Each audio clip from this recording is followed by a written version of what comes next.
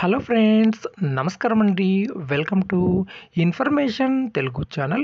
ఇక్కడ EPF member 2-3 times PF transfer చేసే ప్రయత్నం చేశారు. సో పీఎఫ్ ట్రాన్స్ఫర్ అయితే రిజెక్ట్ అవుతూ ఉంది. సో ఎందుకోసం ట్రాన్స్ఫర్ క్లెయిమ్ రిజెక్ట్ అవుతుందో తెలుసుకుందాం. వీడియోకి లైక్ చేయండి, కొత్తగా చూసేవారు సబ్స్క్రైబ్ చేయండి. ఉద్యోగి కంపెనీ మారుతున్న ప్రతిసారి ప్రీవియస్ కంపెనీ యొక్క అమౌంట్ని ప్రజెంట్ కంపెనీలోకి ట్రాన్స్ఫర్ చేస్తూ ఉండాలి. సో ఇక్కడ వీరు ఓల్డ్ కంపెనీ అమౌంట్ని ప్రజెంట్ కంపెనీకి ట్రాన్స్ఫర్ చేస్తున్నారు. సో క్లెయిమ్ అయితే రిజెక్ట్ అవుతుంది. సో ఏ విధంగా చూడాలి? సో ఈపీఎఫ్ పాస్బుక్ వెబ్సైట్ మనం ఈ విధంగా ఓపెన్ చేసి క్లెయిమ్ ఎందుకు రిజెక్ట్ అవుతుంది దానికి గల పూర్తి వివరాలు ఇక్కడ తెలుసుకుందాం. సో ఇక్కడ U A number, password, captcha code enter చేసి సైన్ ఇన్ పైన క్లిక్ చేయాలి. ఇప్పుడు పిఎఫ్ పాస్బుక్లోకి లాగిన్ అవుతాం. లాగిన్ అయిన తర్వాత ఇక్కడ మనకు టోటల్ పిఎఫ్ బ్యాలెన్స్ ఎంత ఉంది ఇక్కడ కనిపిస్తుంది. దాంతోపాటు employee share and employer share amount కూడా కనిపిస్తూ ఉంది. సో ఇప్పుడు వీరు న్యూ కంపెనీలో జాయిన్ అవ్వడం జరిగింది. సో ఓల్డ్ కంపెనీ యొక్క అమౌంట్ని ప్రజెంట్ కంపెనీలోకి ట్రాన్స్ఫర్ చేయడం జరుగుతుంది. సో పిఎఫ్ క్లెయిమ్ అనేది రిజెక్ట్ అవుతూ ఉంది. సో ఎందుకోసం రిజెక్ట్ అవుతుంది? ఇక్కడ మనము క్లెయిమ్స్లో వెళ్ళి మీకు క్లెయిమ్ యొక్క రిజెక్ట్ని మీకు ఇక్కడ చూపిస్తాను. ఓకే ఫ్రెండ్స్, ఇక్కడ క్లెయిమ్ యొక్క రీజన్ని మనం ఇక్కడ చూడవచ్చు.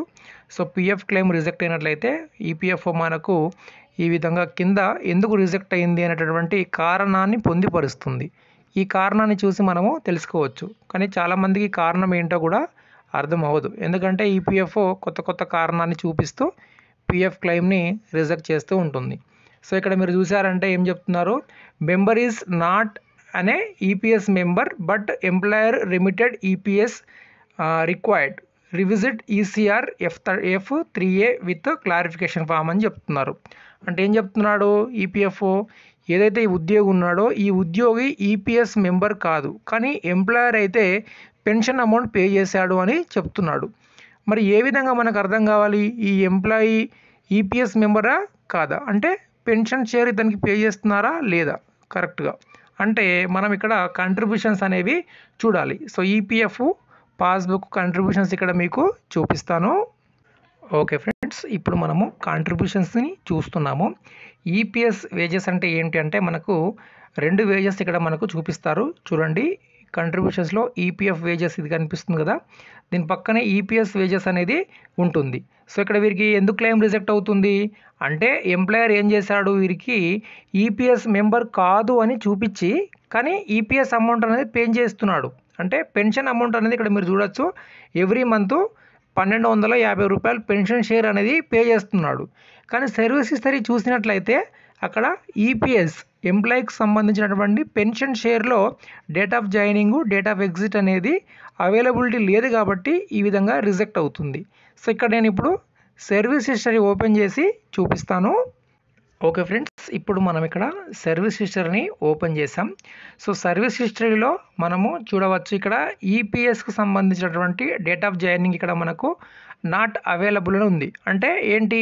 ఈ ఈపీఎఫ్ మెంబర్కి ఈపీఎస్ లేదు, అంటే పెన్షన్ అమౌంట్ అనేది పే చేయకూడదు. కానీ ఎంప్లాయర్ ఏం చేశాడు మీకు అక్కడ చూపించాను, ఈపీఎస్ వేజెస్లో కూడా పెన్షన్ అనేది ఎవ్రీ మంత్ పే చేస్తున్నాడు. 1250 రూపాయలు పెన్షన్ షేర్లో చూపిస్తున్నాడు. కానీ ఇక్కడ మీరు date of joining EPS employee పెన్షన్కి సంబంధించినటువంటి date of joining not available ఉంది, అలానే డేట్ ఆఫ్ ఎగ్జిట్ కూడా నాట్ అవైలబుల్ ఉంది.